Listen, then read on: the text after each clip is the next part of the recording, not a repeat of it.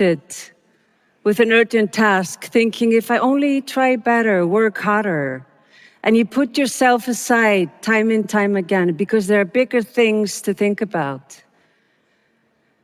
When I started working for the United Nations just after the war in Kosovo, it felt like walking into an open wound, and I was determined to give it all I had, knowing that the people who had suffered war were my priority, while my own well-being was not. In early 2002, when I was traveling for work from Kosovo to Kazakhstan, I felt this terrible pain and I started to bleed. I didn't think much of it. I just took painkillers and continued with work.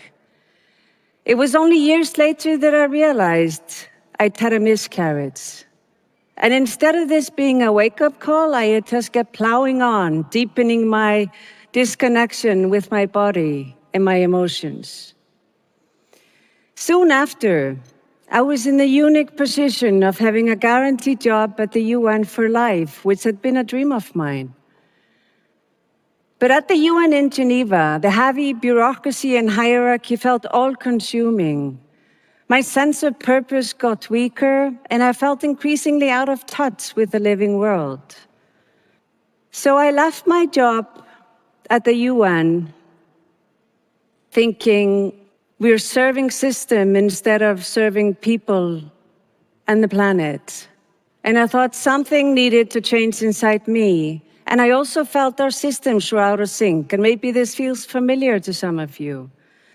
Those of us who work in climate and sustainability work on transforming or changing systems. But systems don't change themselves, right? It's people like you and me that together change systems. But I don't think we can help big systems change in the long run unless we connect within, and the change starts from within us. And lucky for us, there's this beautiful Icelandic concept that can help us do that. My soul searching brought me to intuition, which in Icelandic is called insight. And in the company of some amazing colleagues, I've been able to practice, research, and interview scientists, spiritual leaders, and artists from around the world. And I've discovered that we all have intuition, and it's up to us to tune into it, which can be quite a challenge in today's world. Intuition is fundamental to our intelligence, and I don't think we give it the attention that it deserves. Unconsciously, we process a massive amount of information, sensory data that our body picks up, including the brain. While this is unconscious, it still shapes our actions. Our very focused, conscious mind can grasp only a tiny fraction of all this data processing. Intuition helps us tap into this information. It helps us read the room, come up with insights, and tune into other people and the world around us.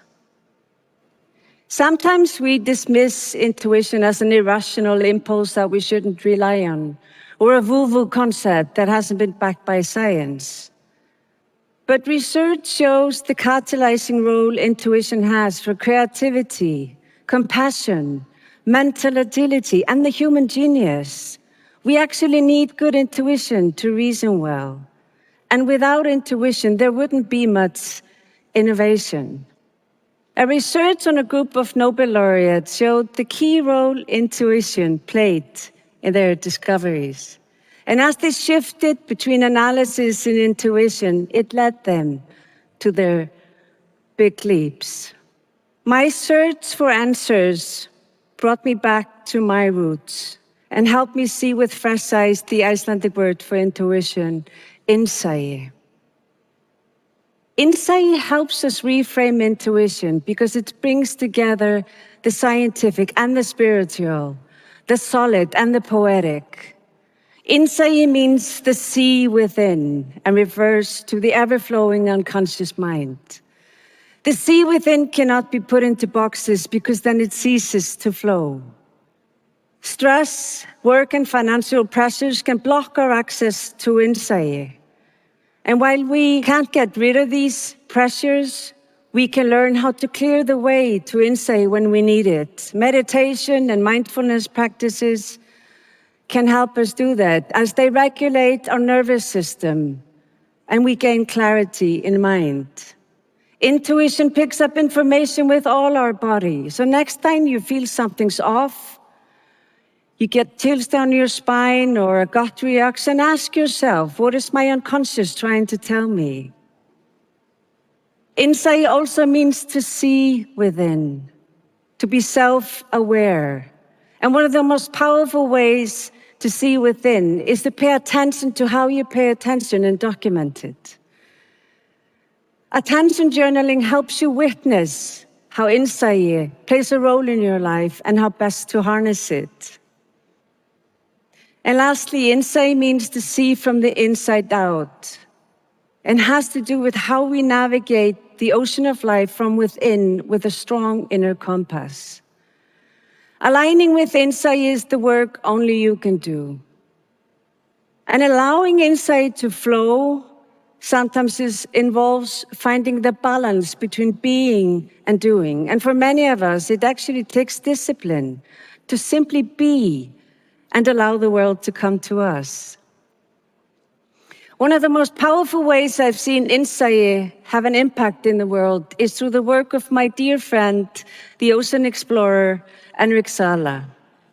When we first met, he was introduced to me as the man who had left academia in order to spend most of his time in the ocean to help save it. I was intrigued, and I have since then interviewed him both for our film and my book about the role insight has played in his pioneering work. Henrik's childhood dream was to become a marine biologist, and after having spent 7 years as a university professor, Henrik felt as if he was writing the obituary of the ocean instead of providing a cure. So he left his job and he went on to found the National Geographic Pristine Seas Project, where he is able to immerse himself in the ocean and explore its ecosystems in a team of scientists and filmmakers. Spending time in the ocean has helped Henrik enormously develop his intuition about what's wrong with the ocean and how to bring it back. Since 2008, Pristine Seas has been able to establish 27 of the largest marine protected areas in the world, covering an area more than twice the size of India. Henrik's story supports research that shows that intuition gets deeper and better with experience, knowledge, and expertise. Also, how we immerse ourselves in the world, consciously or unconsciously, shapes how we show up and how we navigate it. The world we live in is very much like the ocean. It's constantly changing, and we need to decide which direction to go. We're now midway into the decisive decade for climate change. We're taking stock, renewing our understanding and agency. As we wayfind and change systems, we also need to renew our focus and vision. And I think insight can help us in 3 ways. First, like Henrik's story shows, it helps us see the big picture and how everything is interconnected. And secondly, insight grounds us in the present, enables us to be more in charge of our own attention and therefore better prepared for the unexpected.